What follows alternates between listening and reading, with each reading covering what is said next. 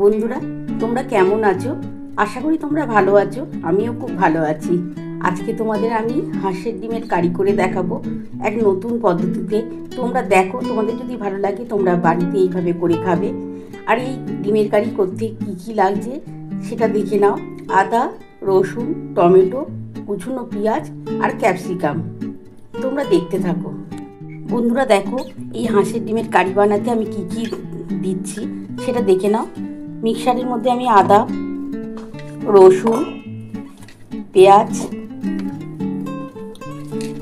দুটো পেঁয়াজ কুচিয়ে দিয়ে দেবে।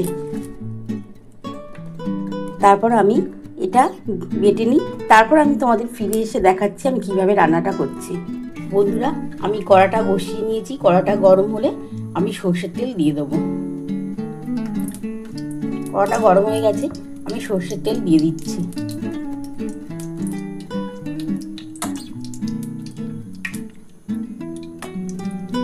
সর্ষের তেলটা একটু গরম হোক, তারপরে তার মধ্যে আমি ডিমটা দিয়ে দেবো। একটু গরম হোক, গরম হলে আমি তারপরে ডিমটা একটুখানি হালকা করে ভেজে নেব। আমার তেলটা গরম হয়ে গেছে, আমি ডিমটা ছেড়ে দিচ্ছি।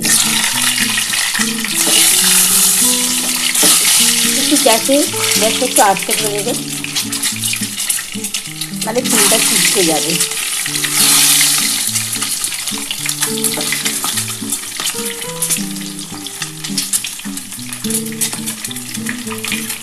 আমি এই ডিমটা করার জন্যে আমি মশলাগুলো বেটে নিলাম। এর মধ্যে আমি ডিম মশলাটা দিয়ে দিলাম।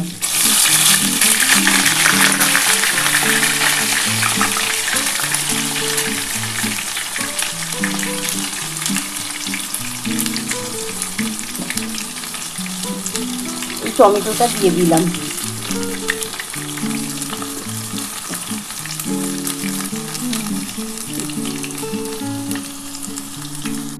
এরপর আমি এক এক করে হলুদ, নুন আর লঙ্কার গুঁড়ো দিয়ে দেবো। কাশ্মীরি লঙ্কার গুঁড়ো দেবে, দেখবে রঙটা খুব ভালো লাগবে। আমি হলুদ দিয়ে দিলাম।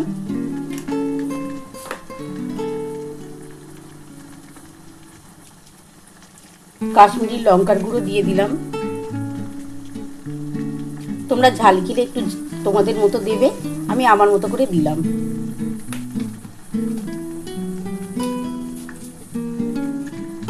আর নুন দিয়ে দিলাম। এবার ভালো করে এটা নাড়াচাড়া করব। একটু ভালো করে কষিয়ে নিতে হবে এটা।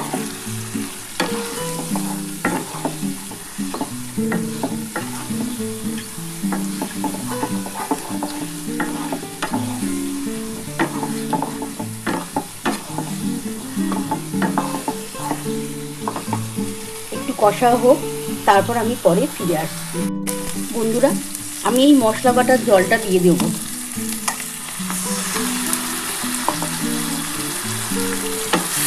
দিয়ে একটু ভালো করে কষিয়ে নেব।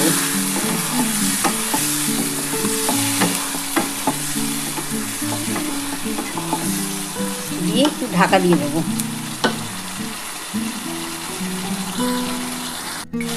আমি একটু ঢাকা দিয়ে দিলাম, আমি পরে ফিরে আসছি। বন্ধুরা, আমি ঢাকাটা খুলে দেখি কতটা হলো। আমার মোটামুটি হয়ে এসছে।